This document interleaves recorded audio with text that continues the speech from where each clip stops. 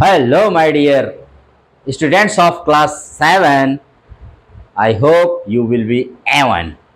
So, let us start this class. And today's class 7th K English NCERT book and CBSE board textbook name is An Alien Hand. Name of the lesson Golu Grows Nose. Golu grows a nose. Understand? So Golu grows a nose and writer name is Rudyard Kipling. बहुत मशहूर है भाई. He was born in our country. Mumbai में born हुए थे.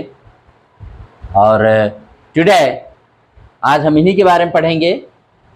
बहुत interesting lesson है, बहुत ही ज़्यादा इंटरेस्टिंग है तो इमेजिनेटिव ही, लेकिन बहुत ही इंटरेस्टिंग एंड गुड लेसन है. Golu grows a nose. There was a time when the elephant had no trunk. कह रहे एक समय था ना, हाथी के ट्रंक सूंड नहीं होते थे. Golu a baby elephant with a bulgy nose is full of questions. और गोलू जो है एक बेबी एलिफेंट है, छोटा हाथी का बच्चा है, और इतने क्वेश्चन करता है. बल्जी नोज मतलब उसकी नाक जो है थोड़े से उभरी हुई है, निकली हुई है. इज फुल ऑफ क्वेश्चंस तो उसके दिमाग में भरे हुए हैं. He goes to the Limpopo river to find out more about the crocodiles eating habits. और वह लिम्पोपो रिवर पर जाता है और ये जानने के लिए कि क्रोकोडाइल क्या खाते हैं या वो कैसे खाते हैं. उसने क्रोकोडाइल नहीं देखा था. यहाँ एक रिवर आई है, थोड़ा उस रिवर के बारे में बता दूं तो आप जानते रहिए. सबसे पहले तो एलिफेंट हमारे देश इंडिया का 2010 में नेशनल हेरिटेज एनिमल डिक्लेयर किया गया by the government of India. 2010 में राष्ट्रीय विरासत पशु है हमारे देश का. और 12 अगस्त को एलिफेंट डे मनाया जाता है. और हाथी मेरे साथी एक राजेश खन्ना की मूवी है, जिसका एक बहुत अच्छा गीत है जो बहुत ही ज़्यादा एनिमल्स के लिए समर्पित गीत है, जिसमें लिखता है, वो गाना गाते हैं मोहम्मद जी रफ़ी जी. नफरत की दुनिया को छोड़ के प्यार की दुनिया में खुश रहना मेरे यार. नफरत की दुनिया छोड़, नफरत की दुनिया को छोड़ के प्यार की दुनिया में खुश रहना मेरे यार.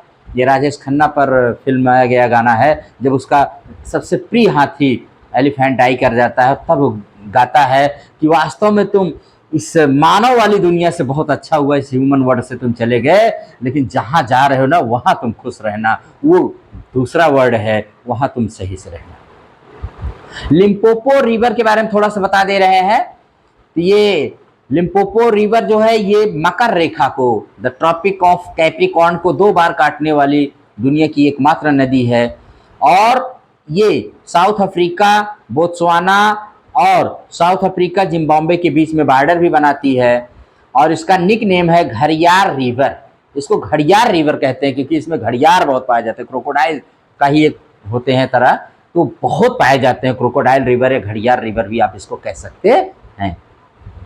और ये साउथ माने अफ्रीका की जम्बेजी के बाद दूसरी सबसे बड़ी नदी है जो इंडियन ओशन में आके गिरती है, भारत माने हिंद महासागर में. वास्को डिगामा पहला यूरोपीय पर्सन था जिसने इसको देखा था, क्योंकि इसके मुहाने पर वो रुका था जब वो आ रहा था 1498 में. भारत की उसने खोज किया था. कौन सा? सी रूट की.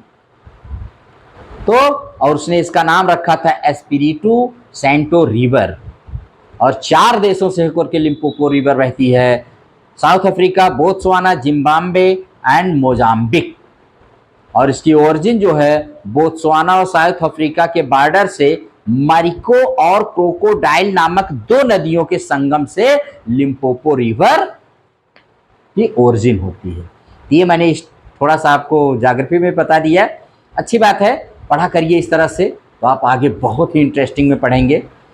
तो उसी लिम्पोपो रिवर का बहुत अच्छा इसमें एग्जाम्पल आएगा, इसीलिए मैंने आपको ये सब बता दिया। आइए, let us start this lesson. Long, long ago, the elephant had no trunk. He had only a bulgy nose as big as a boot. बहुत समय पहले हाथियों की सूंड नहीं होते थे, सिर्फ उनकी एक जूते के आकार, जैसे जूता बूट नहीं होता उसी के आकार में उनकी नाक जो है थोड़ा सा उभरी हुई रहती थी, बल्जी नोज। ठीक है, ये यहाँ पर कह रहे हैं, कौन कह रहे हैं भाई? यही कह रहे हैं हमारे writer Rudyard Kipling. He could wiggle it from side to side but couldn't pick up things with it. हाँ, वो उसके हिला डुला सकता था, इधर उधर हरकत कर सकता था, लेकिन कोई चीज उससे नहीं उठा सकता था, इतनी बड़ी नहीं थी वो। There was a baby elephant called Golu. He too had no trunk but only a bulgy nose as small as a small boot. अब एक बेबी एलिफेंट था जिसका नाम तो गोलू था, उसके भी वैसे बल्जी छोटी सी नोज थी, स्मॉल बूट की तरह। Golu was full of question. Golu के दिमाग में प्रश्न ही प्रश्न भरे थे एकदम। He was full of question यार, उसके दिमाग में बड़े प्रश्न थे। He asked his tall aunt ostrich, why don't you ever fly like other birds. वो अपने टाल आंट ऑस्ट्रिच से पूछता, शुतुरमुर्ग से, क्यों भाई तुम दूसरी पक्षियों की तरह क्यों नहीं उड़ते हो, हमेशा दौड़ते रहते हो, Y? Then he asked his tall uncle, the giraffe, what makes your skin so spotty?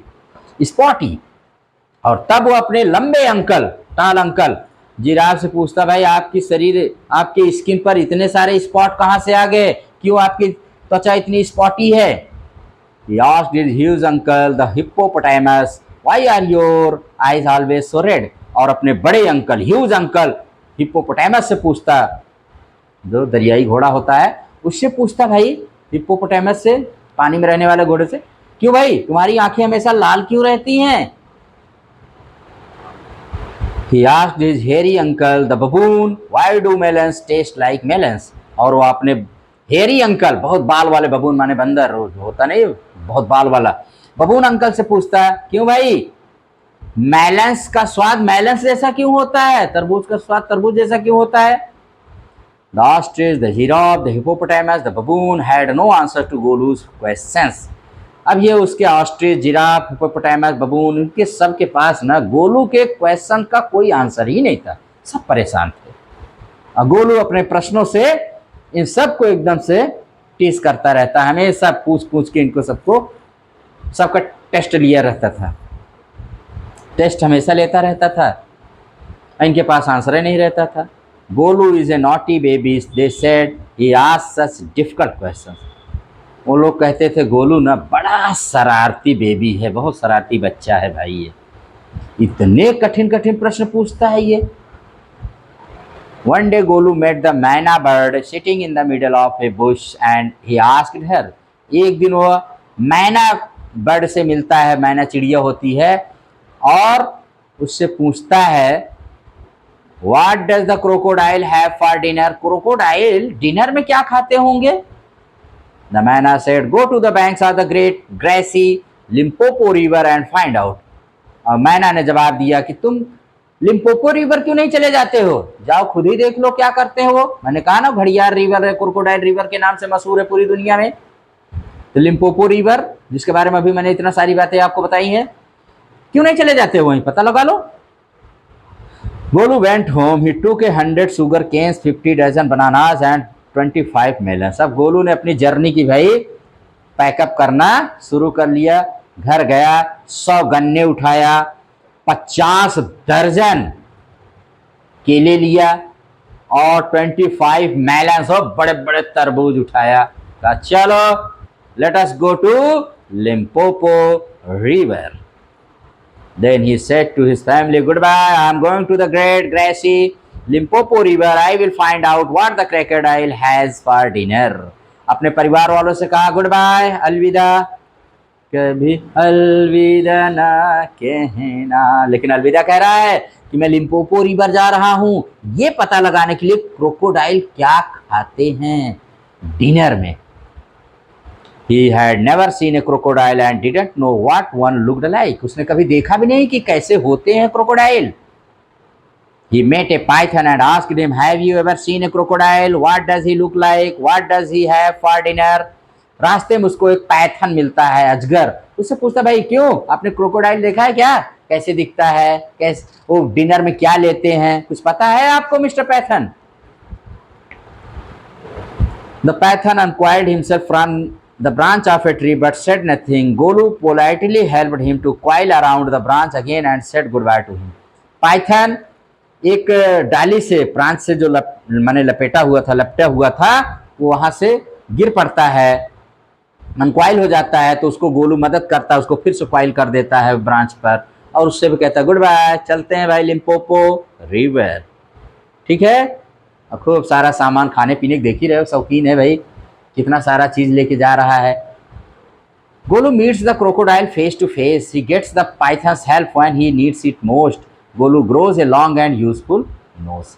अब इसमें 3 बातें हैं. आगे हम देखेंगे कि गोलू की मुलाकात फेस टू फेस, आमने सामने होती है क्रोकोडाइल से, और वो पाइथन्स की हेल्प उस समय प्राप्त करता है जब उसको वास्तव में जरूरत है. और गोलू के एक लंबी सी लेकिन लाभदायक, एक लंबी और लाभदायक नोज उसको मिल जाती है. Golu moved on eating sugar canes bananas and melons. अब गोलू जा रहा है अपना जो उसने खाने वाली चीजें लिए, ईटेबल्स ना, कभी शुगर केन खा रहा है, तो कभी बनाना खा रहा है, कभी मेलन्स खा रहा है, आराम से मस्ती से जा रहा है. चल भैया, let us go to Limpopo river. After a few days, he reached the very edge of the great grassy Limpopo River. और आखिर वो दिन आ ही गया जब उस ग्रेट ग्रेसी लिम्पोपो रिवर के किनारे वो पहुंच गया. On the bank of the river he saw a log of wood. अब जब पहुंचा तो उसने देखा कि एक बड़ा सा लकड़ी का लट्ठा जैसे नदी किनारे पड़ा हुआ है. It was really the crocodile who winked at him. और ये वास्तव में लकड़ी का लट्ठा नहीं था, यही तो क्रोकोडाइल था जिसने अपनी आंख पलक झपकाई. वैसे विंक माने आंख मारना भी होता है. उसने अपनी पलकें झपकाई. क्यों, कहाँ? Excuse me said Golu, have you ever seen A crocodile. उसने कहा, गोलू ने कहा, मुझे माफ करिए, आपने क्रोकोडाइल देखा है क्या? The crocodile winked again and lifted half his tail out of the mud. Crocodile ने फिर अपनी पलकें झपकाई और अब की बार उसने अपनी कीचड़ से अपनी पूंछ को उठाया. Come here little one, said the crocodile. Why do you ask such question? अरे मेरे प्यारे बच्चे, मेरे पास आओ. ये क्या रखा है क्रोकोडाइल में, क्यों ऐसे प्रश्न पूछ रहे हो? I want to know, मुझे जानना है, गोलू ने कहा. Come close little one, for I am the crocodile. And he said crocodile tears to show it was quite true. कहा, अरे बच्चे, मेरे प्यारे बच्चे, मेरे पास और आ जाओ, मैं ही तो क्रोकोडाइल हूँ. और इस तरह कह के उसने अपनी आंखों से खूब आंसू बहाए. जाते हैं ना, क्रोकोडाइल्स की आंखों से हमेशा आंसू गिरते रहते हैं, इसीलिए घड़ियालू आंसू, मगरमच्छ आंसू जो कहा जाता है, जो व्यक्ति बहुत रोता है कहते हैं क्रोकोडाइल टीयर्स है इसका. नकली आंसुओं को फॉल्स टीयर्स को कहा जाता है, फॉल्स टीयर्स को क्रोकोडाइल टीयर्स कहा जाता है. उसने दिखाया, हाँ मैं ही हूँ, देख लो मेरे आंसू हमेशा गिरते रहते हैं. Golu was afraid but he sat down on the bank and said, you are the very person I was looking for. Please tell me what you have for dinner. अब गोलू डर गया उसको देख करके, लेकिन वहीं किनारे बैठ गया लिम्पोपो रिवर के और कहा, अच्छा तो आप ही वो व्यक्ति हैं जिसको मैं तलाश करते हुए यहाँ तक आया हूँ. Please tell me. अब आप मुझे बता ही दीजिए, जब मिल ही गए हैं तो आप डिनर में क्या लेते हैं? Come here little one and I will whisper the answer to you, said the crocodile. Crocodile ने कहा, ऐसे नहीं बताऊंगा, और मेरे पास आओ, मैं ये बात आपके कान में बताऊंगा. I will tell you in your ears. अच्छा. Golu put his head down close to the crocodile's snout and the crocodile caught him by the nose. और गोलू ने अपना पूरा मुंह ले जाके उसके स्नाउट के पास, उसके मुंह के पास कर दिया और उसने तुरंत उसकी नाके पकड़ लिया, नोज को क्रोकोडाइल ने पकड़ लिया. I think said the crocodile, today baby elephant will be my dinner. कहा, अच्छा अब पता चला ना, आज मेरा डिनर एक बेबी एलिफेंट बनेगा. Do you understand? Let me go, you are hurting me mister crocodile, screamed Golu. Golu लगा चिल्लाने, ओ नो, ओ नो, छोड़ दो, मुझे दर्द हो रहा है, तुम तो मुझे कष्ट दे रहे हो, मुझे छोड़ दो। The python, who had been quietly following Golu, came to the bank and said, Python, वो अजगर जिसकी इन्होंने हेल्प किया था गोलू ने, वो भी पीछे पीछे चुपके से गोलू को फॉलो कर रहा था और वहां आ गया किनारे। उसने कहा, if you do not pull as hard as you can the crocodile will drag you into the stream. उसने कहा, है गोलू, पूरी ताकत से खींच लो उसको, खींचो अपने आप को, नहीं तो तुमको नदी में लेके चला जाएगा, पानी की धारा में, और फिर तुम्हारा किस्सा कहानी खत्म, you will be dead. Golu sat back on his little haunches and pulled up and pulled and pulled। अब गोलू वहीं बैठ गया हांच पर अपने एकदम से, और पूरी ताकत से जितनी थी वो खींचने लगा। The crocodile slipped into the water, making it all creamy with great sweeps of his tail, and he also pulled and pulled। अब क्रोकोडाइल भी अपना पूरा तरह से ताकत लगा के खींचने लगा इसको, गोलू को। Then the python coiled himself round गोलू's stomach and said, और अब पाइथन ने पूरा, अजगर ने उसको गोलू के पूरे पेट से, उसको बदन से लपेट लिया अपने आप को। Let us pull harder। Golu dug in all his four legs in the mud and pulled। अब दोनों मिल करके खींचने लगे। The nose kept on stretching। अब वो नोज को ही पकड़ा था, उसकी नोच धीरे धीरे स्ट्रेच होने लगी, इलास्टिक प्लास्टिक की रबर की तरह वो तनने लगी, बड़ी होने लगी, खींचने एक्सपैंड करने लगी। The nose kept on stretching, वो बढ़ने लगी। At each pull the nose grew longer and longer and it hurt Golu. हर खिंचाव में जितना वो खींचते थे, नाक उतनी ही बड़ी हो जा रही थी और गोलू को बड़ा दर्द हो रहा था। The nose was now 5 feet long but it was free at last. और बढ़ते बढ़ते इसे खींचते खींचते वो नाक हो गई 5 फीट लंबी और गोलू फ्री हो गया, लेकिन 5 फीट की नोज होने के बाद। Golu sat down with his nose wrapped up in a big banana leaf and hung it in the great grassy Limpopo river to cool. अब गोलू जो है वहीं बनाना के पत्ते में अपनी नाक को लपेटे हुए वहीं बैठ गया ग्रेट ग्रेसी लिम्पोपो रिवर के, कि ये ठंडी हो जाए, ये सिकुड़ जाए थोड़ा सा। Golu sat there for 2 days waiting for his nose to cool and to shrink। It grew cool but it didn't shrink। हाँ, वहाँ 2 दिन तक वो बैठा रहा ग्रेट ग्रेसी लिम्पोपो रिवर के किनारे। नाक ठंडी तो हो गई लेकिन ये सिकुड़ी नहीं, ये छोटी नहीं हुई। At the end of the second day, fly came and stung Golu on the shoulder। Golu lifted his nose trunk and with it hit the fly dead। और दूसरे दिन एक मक्खी आई, उसने काट लिया गोलू को। तुरंत गोलू ने उसे अपनी नोज, माने जो बढ़ी हुई नोज थी, ट्रंक हो गई थी, मारा पट दे और वो तुरंत सीधे यमराज के घर पहुंच गई। Advantage number 1, hissed the python. Python ने कहा, ये है पहला फायदा बड़ी नाक का। First advantage of big nose, you couldn't have done it with a small nose, try and eat a little now. उसने कहा, ये छोटी नाक होती तो आप ऐसा न कर पाते। Try and eat a little now, अब कुछ और कोशिश करो खाने की। Golu put out his trunk and plucked a large bundle of grass. He dusted it against his 4 legs and stuffed it into his mouth. अब गोलू ने तुरंत अपनी नाक बढ़ाया और एक बंडल ग्रास का उठाया, उसको अगले पैरों से साफ किया और तुरंत अपने माउथ में डाल दिया। कहा, वेरी गुड। एडवांटेज नंबर 2, ये बड़ी नाक का दूसरा फायदा है। Hist the python. पाइथन ने ऐसा कहा, you couldn't have done it with a small nose. आप एक छोटी नाक से ऐसा नहीं कर सकते थे। Don't you think the sun is too hot now. आपको पता है ना कितनी गर्मी है, कितनी गर्मी लग रही, कितना सूर्य गर्म है। Golu scooped up some mud from the bank and slapped it on his head। अब तुरंत गोलू ने अपने उस ट्रंक से बड़ा सा उठाया मड कीचड़, वो अपने सिर पर उसको रख लिया।